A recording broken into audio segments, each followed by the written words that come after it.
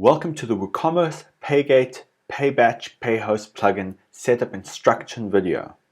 Download and extract the zip from the official GitHub release. Inside the zip, you will find the PDF installation instructions. For step 1, you'll log into your WordPress admin panel. You will upload the plugin. You will install and then activate the plugin. We will now demonstrate the automatic installation instructions. To start, go to Plugins, Add New, click Upload Plugin, click Choose File, select WooCommerce Gateway PayHost PayBatch.zip, click Install Now, click Activate Plugin. In this case, we will skip the manual installation instructions and we will proceed with step 4 and 5. We'll navigate to the WooCommerce settings page and configure the Payments tab, where we'll notice that PayGate is available to us. In order to enable PayGate as a payment method, we'll simply click the PayGate link and tick the Enable PayGate checkbox. We will also configure the plugin configuration options together. In order for the WooCommerce subscriptions to work, we will have to activate PayVault. We'll run through those options now.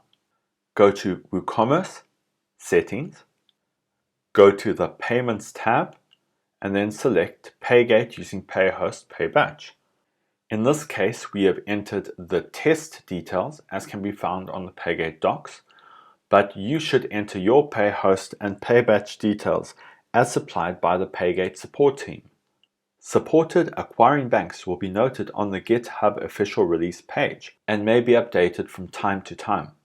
In order to use PayBatch and PayHost, you will need to have a 3D Secure facility and a Moto facility. The initial payment will be processed using PayHost to initiate your 3D Secure transaction, and a card token will be stored on your website against your specific PayGate ID. Once a successful transaction is made, additional subscription payments will then be processed once a day at the end of the day by an automated script where a batch of payments will be submitted to PayBatch using the tokenized cards. Approximately 4 to 8 hours after the initial pay run is submitted to PayBatch, the plugin will automatically process the results from the batch payment request and update your subscriptions accordingly. If the payment is successful, the subscription will automatically change to active and a new renewal order will be created by WooCommerce subscriptions. Should the transaction be declined, the subscription status will remain on hold. In order to use the recurring functionality, you will need to make sure that card vaulting is enabled. This will make use of the PayVault facility on your PayHost product.